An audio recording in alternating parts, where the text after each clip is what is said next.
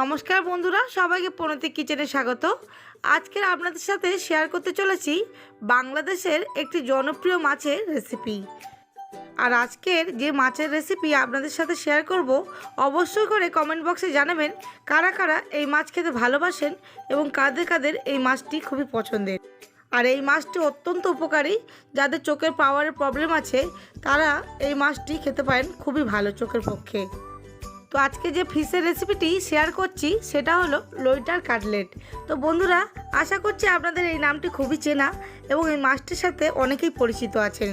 তো বন্ধুরা, অবশ্যই করে কমেন্ট বক্সে জানাবেন কাদের কাদের সাথে এই মাছটি পরিচিত আছে এবং কারা কারা এই মাছটি খেতে ভালোবাসেন। এখন বৃষ্টির মরশুম চলছে, তাই সন্ধ্যাবেলা চা কিংবা কফির সাথে লইটার কাটলেটটা বানিয়ে খেলে মন্দ হয় না। আশা করি আপনাদের সন্ধ্যার আড্ডাটা জমে যাবে। তো আজকের রেসিপি যদি আপনাদের ভালো লাগে থাকে, অবশ্যই করে লাইক শেয়ার করতে ভুলবেন না। আর আমার চ্যানেলে যদি এখনও নতুন হয়ে থাকেন, অবশ্যই করে আমার চ্যানেলটিকে সাবস্ক্রাইব করে দেবেন আর পাশে থাকা বেল নোটিফিকেশানটা অন করে দেবেন সমস্ত রেসিপির আপডেট পাওয়ার জন্য। তো বন্ধুরা, আসুন শুরু করা যাক আজকের রেসিপিটি। আর আপনারা জেনে নিন আজকে লইটা কাটলেটটি কীভাবে বানাবো। তো লইটা কাটলেটের জন্য আমি এখানে 500 গ্রাম লইটা মাছ মাথার দিকটা বাদ দিয়ে এবং পাখনাগুলো কেটে বাদ দিয়ে পরিষ্কার করে ধুয়ে নিয়েছি, দেখতে পাচ্ছ। প্রথমে মাছগুলোকে আমি একটি চপার বোর্ডের উপর রেখে ধারালো চাকুর সাহায্যে মাঝখান থেকে চিড়ে নিয়ে আমি একটি মেজারমেন্ট কাপ দিয়ে ভালো করে থেতলে নেব মাছগুলোকে। তো আমি এইভাবে চাকু দিয়ে ভালোভাবে কেটে নেব একে একে।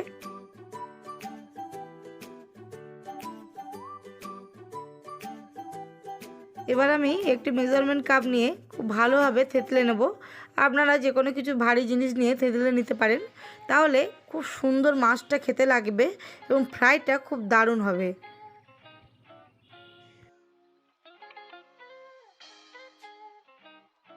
তো এইভাবে সমস্ত মাছগুলোকে আমি রেডি করে নেব একে একে।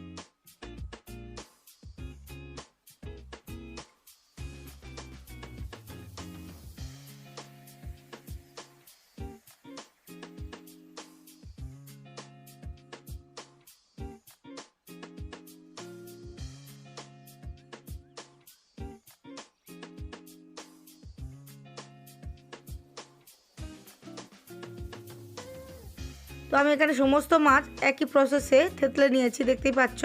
এবার মাছগুলোকে আমি ম্যারিনেট করব। তো প্রথমে আমি পাতিলেবুর রসটা আমি ইউজ করছি, কারণ পাতিলেবুর রসটা মাছে মাখিয়ে নিলে মাছের যে একটা কাঁচা কাঁচা আষ্টে গন্ধ থাকে সেটা থাকবে না। তো আমি এখানে একটি মিডিয়াম সাইজের পাতিলেবুর রস ইউজ করছি, পরিমাণ মোটামুটি 1 টেবিল স্পুন মতো। তারপর দিয়ে দেবো 2 টেবিল স্পুন আদা রসুনের পেস্ট, দিয়ে দেবো স্বাদ মতো লবণ, দিয়ে দেবো হাফ টিস্পুন লঙ্কার গুঁড়ো, দিয়ে দেবো হাফ টিস্পুন হলুদ গুঁড়ো। তো এবার আমি খুব ভালোভাবে মাছগুলোকে মশলা মাখিয়ে নেব। তো আমি একে একে সমস্ত মাছগুলোকে হাতের সাহায্যে আমি মাছগুলোকে মশলা মাখিয়ে নেব। এইরকমভাবে যেগুলো থেতলে রেখেছিলাম মাছগুলোকে, তার উপরে মশলাটা খুব ভালোভাবে মাখাতে হবে। তো এইভাবে মাছগুলোকে মশলাটা মাখিয়ে রাখলে 15-20 মিনিট মাছগুলো যে আঁশটে গন্ধ থাকে সেটাও থাকবে না এবং খুবই সুন্দর টেস্ট হবে। তো এই একই প্রসেসে সমস্ত মাছের গায়ে আমি মশলাগুলো মাখিয়ে নেব একে একে।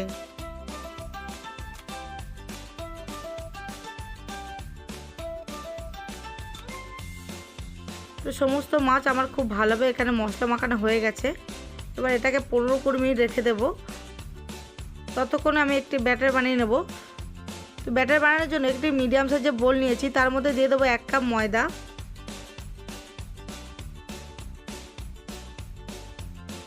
দিয়ে দেবো 1/2 কাপ চালের গুঁড়ো, তাহলে কাটলেটটা খুবই ক্রিপসি হবে এবং মুচমুচে হবে। দিয়ে দেবো 1 টিস্পুন গোলমরিচের গুঁড়ো, দিয়ে দেবো স্বাদ মতো লবণ, দিয়ে দেবো লঙ্কার গুঁড়ো 1/2 টিস্পুন। এবারে শুকনো উপকরণগুলো খুব ভালোভাবে মিশিয়ে নেব।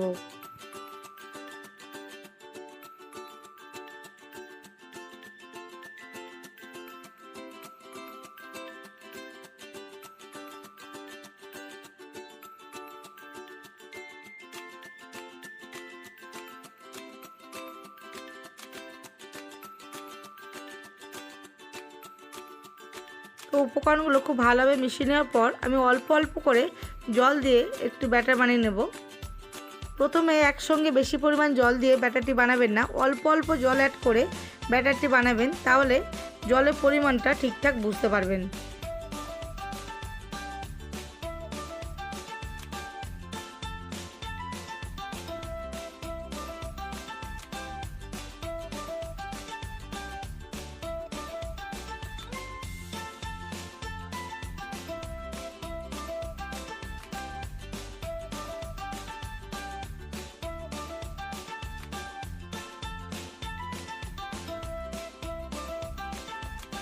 তো ব্যাটারটি খুব পাতলা হবে না, একটু থকথকে মতো হবে, দেখতেই পাচ্ছ একটু ঘন টাইপের হবে, যাতে মাছটা ডুবালে মাছের গায়ে খুব ভালো একটি কোট টাইপের হয়। তো আমি এখানে দেখতেই পাচ্ছ মাছটার উপরে মোটামুটি খুব ভালো একটি কোটিংয়ের কাজ করবে, সেই রকমভাবে ব্যাটারটি তৈরি করতে হবে।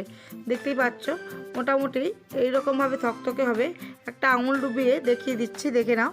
এরকম আঙুলের গায়ে যখন একটা লেয়ার পড়বে বুঝে যাবে ব্যাটারটি ঠিকঠাক হয়েছে।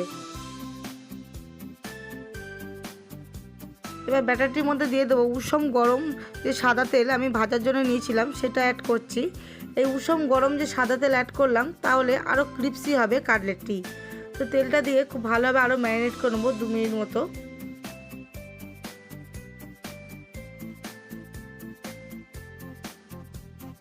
কাটলেটের এই কোটিনের লেয়ারটা হচ্ছে মেন।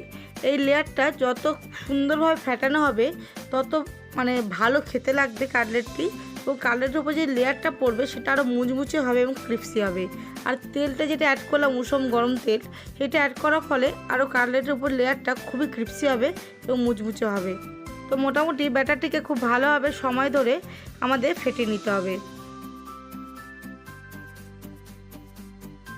তো এখানে আমার ব্যাটারটি খুব ভালোভাবে রেডি হয়ে গেছে। এবার এখানে একটি মিডিয়াম সাইজের কড়াইয়ে একটু বেশি পরিমাণ সাদা রিফাইন অয়েল নিয়েছি ভাজার জন্য। তো তেল গরম হয়ে গেছে বুঝবেন, আরেকটি প্রসেস বলে দিই। এই গরম তেলে ওই মিশ্রণটি যদি 1 ফোঁটা ফেলে দেন, তাহলে গরম তেলে পড়া মাত্র যদি এই মিশ্রণটি উপরে ভেসে ওঠে, তাহলে বুঝবেন তেলটি খুব ভালোভাবে গরম হয়ে গেছে। এবার আমি এক এক একটি করে মাছ নিয়ে ব্যাটারের মধ্যে খুব ভালোভাবে উল্টে পাল্টে চুপিয়ে নেব, কারণ এই ব্যাটারের কোটিংটা হচ্ছে মেন, কাটলেটের টেস্ট আনে। তো আমি খুব ভালোভাবে 2-4 বার উল্টে পাল্টে ডুবিয়ে নেব। এইভাবে মোটামুটি মাছটাকে খুব ভালোভাবে ব্যাটারের মধ্যে উল্টে পাল্টে চুপিয়ে নেব। তারপর গরম তেলে এটাকে দিয়ে দেব।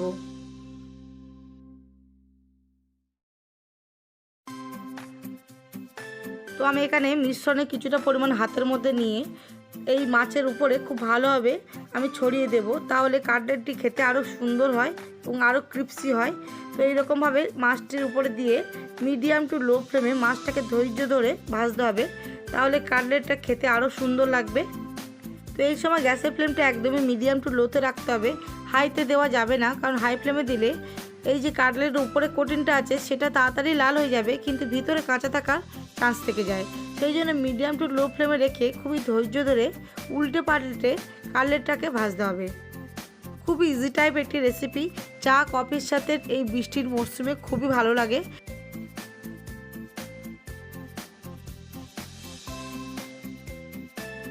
5-10 মিনিট যখন মিডিয়াম টু লো ফ্লেমে খুব ভালোভাবে ভাজাভাজির পর এইরকম কালারটা চেঞ্জ হয়ে যাবে, ব্রাউন ব্রাউন কালার এসে যাবে, তখন বুঝে যাবেন কাটলেটটি মোটামুটি খুব ভালোভাবে কমপ্লিট হয়ে গেছে।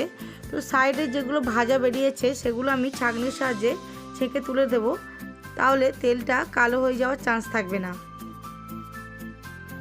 তো আমার লইটা কাটলেট রেডি হয়ে গেছে। এবার আমি তেল থেকে ভালোভাবে ঝরিয়ে আমি কাটলেটটা তুলে নেব অন্য একটি প্লেটে। আর ওই সেম প্রসেসে বাকি যে লইটা কাটলেটগুলো আছে আমি একে একে ভেজে নেব।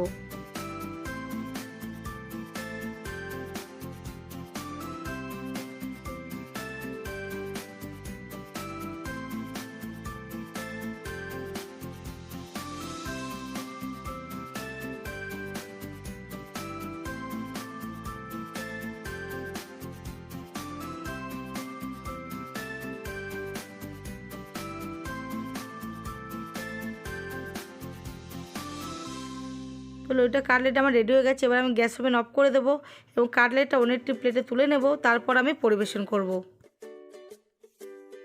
তো আপনাদের দেখিয়ে দেবো, দেখতেই পাচ্ছ উপরে কোটিংটা খুব সুন্দর ক্রিপসি হয়ে গেছে আর ভিতরে জুসি ভাবটা আছে। দেখতেই পাচ্ছ মাছটা খুব ভালোভাবে বয়েলও হয়ে গেছে। তো এইরকমভাবে টমেটো কেচাপের সাথেও পরিবেশন করতে পারেন কিংবা চা কফির সাথেও পরিবেশন করতে পারেন। খুবই টেস্টি একটি রেসিপি। তো বন্ধুরা, আজকে আমার রেসিপি কেমন লাগলো অবশ্যই করে কমেন্ট বক্সে জানাবেন। যদি আপনাদের ভালো লেগে থাকে অবশ্যই করে লাইক শেয়ার করতে ভুলবেন না। আর আমার চ্যানেল যদি এখনও নতুন হয়ে থাকেন অবশ্যই করে আমার চ্যানেলটিকে সাবস্ক্রাইব করে দিয়ে আমার পাশে থাকবেন। আর পাশে থাকা বেল নোটিফিকেশানটা অবশ্যই করে অন করে দেবেন আমার চ্যানেলের নিত্য নতুন রেসিপির আপডেট পাওয়ার জন্য। তো বন্ধুরা, সবশেষে বলবো সবাই ভালো থাকবেন, সুস্থ থাকবেন। আমার রেসিপি দেখার জন্য আপনাদেরকে অসংখ্য অসংখ্য ধন্যবাদ। আজকের মতো এই পর্যন্ত, আবার দেখাবে নতুন